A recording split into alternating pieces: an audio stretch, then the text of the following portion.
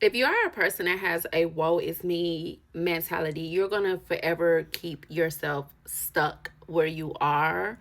I remember when many moons ago, when I was in my 20s especially, I used to cry about thinking everything was always happening to me.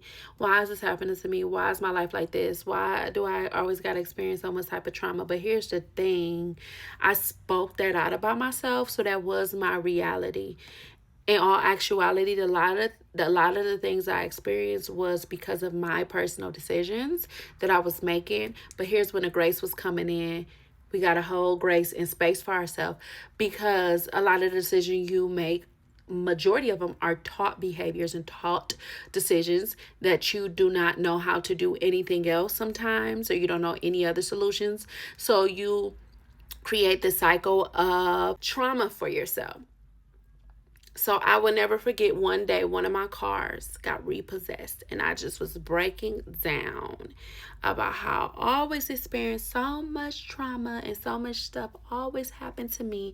And you best believe, even after that moment, I was still experiencing situations until I finally stood up one day and owned the decisions that I make. I owned how my decisions affect myself and the people around me. And that's when I broke free from trauma and cycles happening to me over and over again. And this is another thing I don't want you to confuse. When you have cycles happen to you over and over again, you, even if you decide that you want to